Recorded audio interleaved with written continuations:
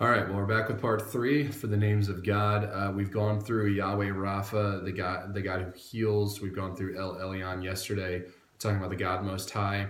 And as we kind of walk through these, we're going to end with tomorrow will be Messiah as we look towards Christmas. But I've been trying to kind of paint a picture that the attributes of God, there's not one that's greater than the other. So when you think about the God who heals, yes, he does heal, but he's also omniscient. He's the God Most High. He's immutable. You can't put him into a box. He's unchangeable.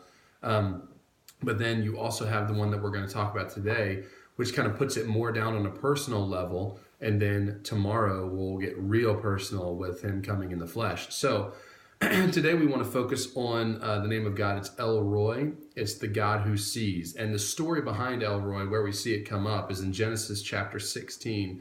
And you have Sarah's handmaiden who had gotten pregnant with Abraham's child, so that in their minds they could fulfill the promises of God. But soon after that child was conceived, it became very difficult between Sarah and Hagar, so much so that Hagar actually flees out into the wilderness. So she's friendless, she's homeless, she doesn't know what's going to become of her. So she lays down beside a fountain in the wilderness, and there an angel appears to her and speaks to her.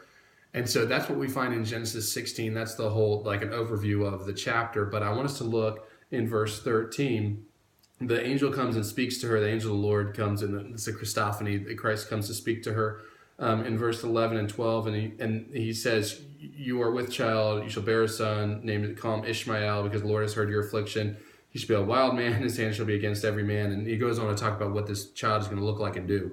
Well, in verse 13, then Hagar answers, she says, then she called the name of the Lord who spoke to her, you are the God who sees. So she uses the name El Roi. If you were to look that up in Hebrew in Genesis and read through it, the name is El Roi, the God who sees. For she said, have I also here seen him who sees me? And so here's the point. Hagar is going through this very difficult time, and she doesn't think anybody knows what she's going through. She's friendless, she's homeless, she's pregnant. She doesn't have anything going for her, in her direction, or for her favor. And here comes God, Christ in the flesh, a Christophany, and says to her, listen, I'm still going to bless the child. I see you. And she looks back and says, you are the God who sees. Here's the point.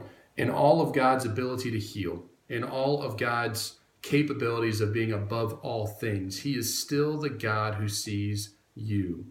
In your issues, in your problems each and every day, God is not a God who is turned off to you because he's dealing with other things. He is El Roi. He is the God who sees the situation you're in, and he cares about it. He wants to make it better. He wants to help. But remember, he's also El Elyon. He's the God Most High. So he knows what's best for us, even though he's seeing the difficulties that we see ourselves in. So today, make sure you keep Brooklyn in prayer, as everything for her, I'm sure in her mind, does not look up. It looks like it's either stagnant or going down. So pray for her that she would understand and see El Roi, because he is the God who sees the situation that she's in. Have a good day.